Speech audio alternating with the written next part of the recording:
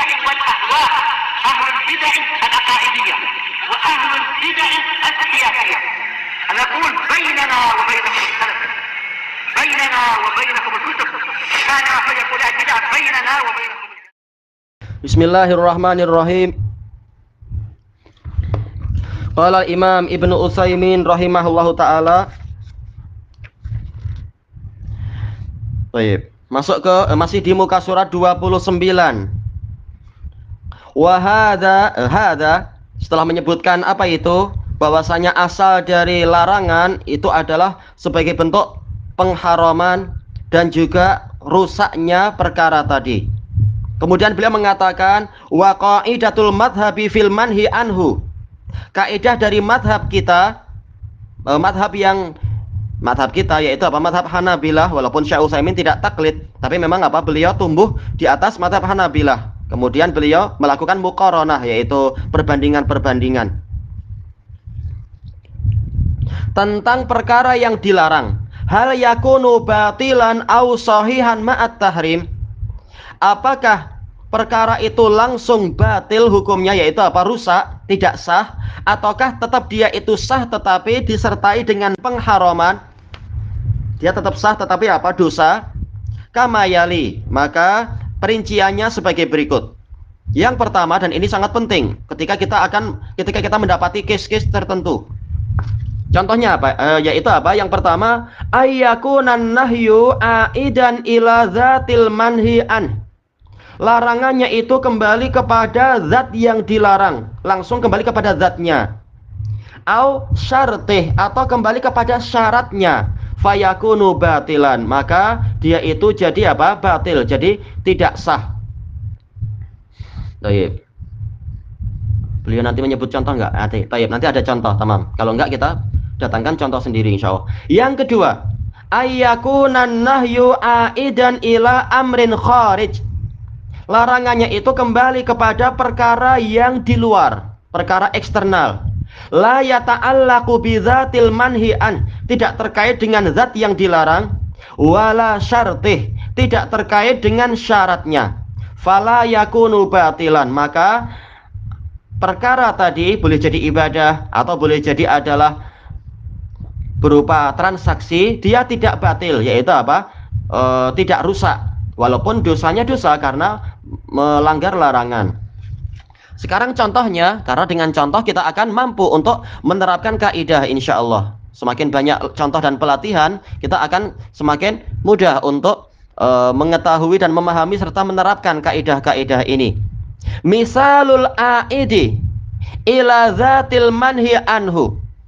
Contoh untuk perkara yang kembalinya, yaitu larangannya itu kembali kepada zat yang dilarang, langsung kepada zatnya. Yang pertama, fil ibadah, dalam masalah ibadat. Contohnya apa? An-nahyu an shaumi yaumil idain.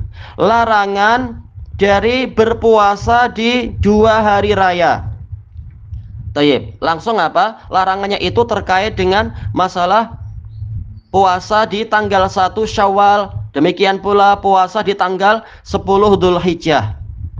Berarti apa? Berarti barang siapa sengaja puasa di hari itu, walaupun puasanya puasa qadha atau kafarah atau nazar atau sekedar misalkan puasa sunnah, maka langsung puasanya itu batal dan orangnya berdosa.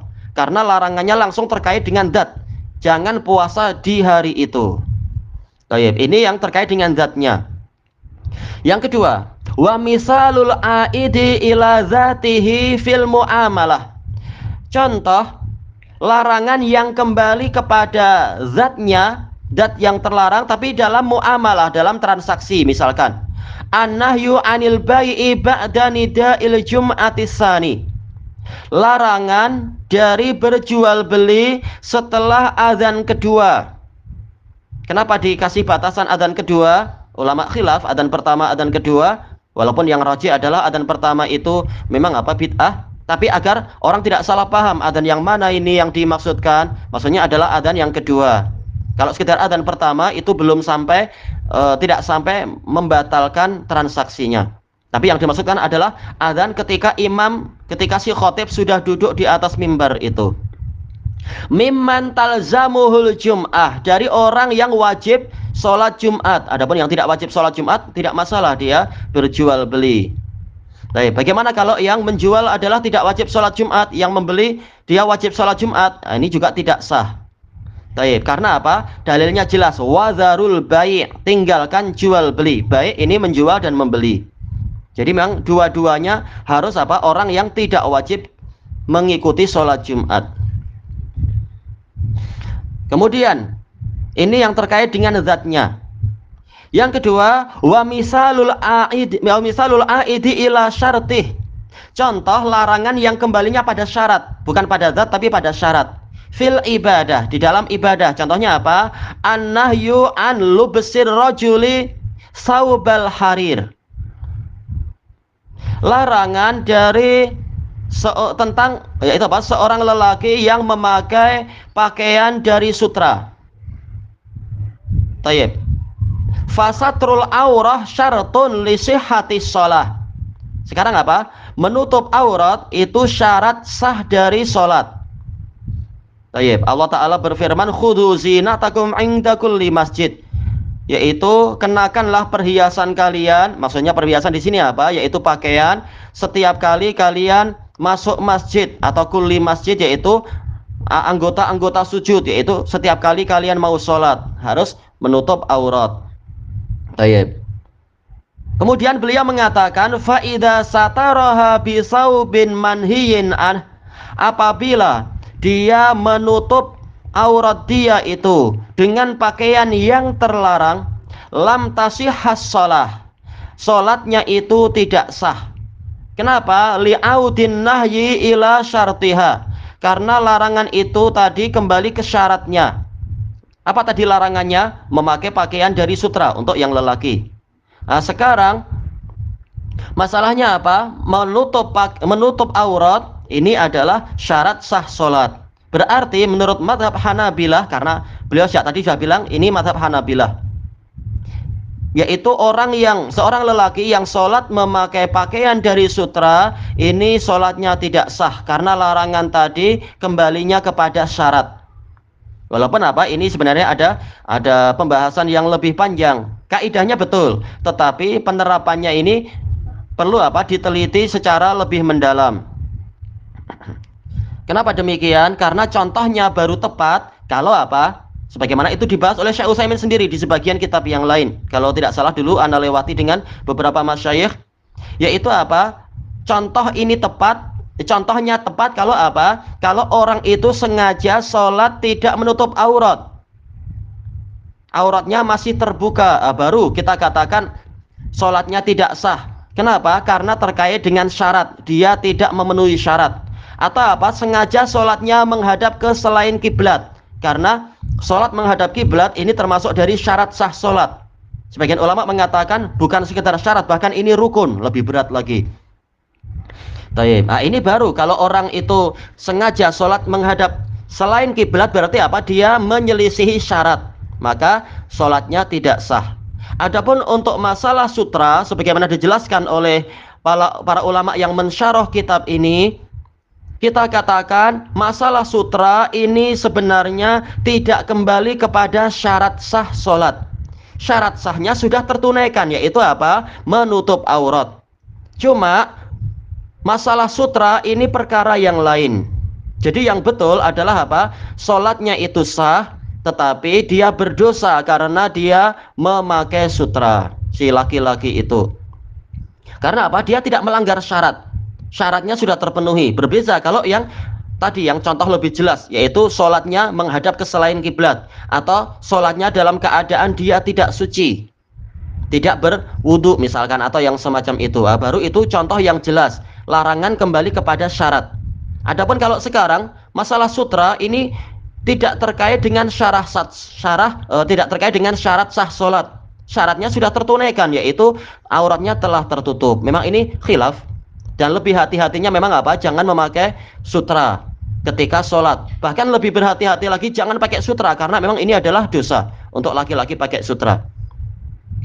Tapi paling tidak, walaupun ini contohnya diperselisihkan masalah sholat dengan memakai sutra, Diperselisihkan dari sisi apa? Dari sisi apakah sholatnya sah atau sholatnya batal. Paling tidak kita sudah memahami dari pembahasan ini dan dua contoh yang lain, apa makna larangan itu menyebabkan amalan tadi rusak. Maknanya adalah kalau larangan itu kembali ke zat atau kembali ke syarat. Baik. Sekarang yang berikutnya, wa misalul aidi ila syartihi, tapi apa? Fil muamalah. Contoh larangan yang kembalinya pada syarat tetapi di dalam transaksi. Contohnya apa? An-nahyu an bai'il hamal. Larangan menjual binatang yang di dalam perut apa itu? Binatang yang sedang bunting. Fal ilmu bil mabi syartun li sihhatil bai'. Mengetahui barang yang dijual itu termasuk syarat sahnya jual beli. Baik. Kenapa? Karena kita sudah mengetahui nah Rasulullah SAW an bai'il gharar. Rasulullah SAW melarang dari jual beli yang mengandung ketertipuan. Di antara ketertipuan apa? Kita tidak tahu apa yang ada dalam kotak ini, atau kita tidak tahu apa yang ada di dalam perut kambing ini. Betulkah dia itu satu ekor kambing atau dua atau tiga? Dia cacat atau tidak cacat? Dan seterusnya. Taib. Maka manakala di antara syarat sah jual beli adalah al-ilmu, yaitu diketahuinya barang tersebut, sebagaimana apa? Diketahuinya uang tadi, uang palsu atau tidak palsu dan sebagainya. Maka kalau syarat ini tidak terpenuhi, maka tidak sah jual beli tadi. Maka jual beli binatang yang masih dalam perut ini tidak sah. Fa idza ba'al hamla lam yasihhal bai'. Maka apabila orang tadi menjual binatang yang masih di dalam perut induknya, maka jual beli tadi tidak sah. Kenapa? Li'audin nahi ila syartih. Karena larangan tadi kembali ke syarat. Walaupun binatang yang dijual itu binatang yang halal, yaitu kambing atau lembu atau unta dan sebagainya. Tayyib. Adapun kalau kembalinya ke zat, yaitu apa? Larangan jual beli, misalkan apa? Larangan jual beli khinzir, babi. Nah, ini kembali ke zatnya. Walaupun dijelaskan sifatnya begini-begini, walaupun saling ridho dan seterusnya, tidak ada keterpaksaan, tapi zatnya sudah dilarang, yaitu khinzir, maka jual belinya tadi tidak sah. Tayyib. Kita tambah satu lagi, tapi masih ada beberapa. Kita lanjutkan di masa yang akan datang insyaallah. Wallahu a'lam.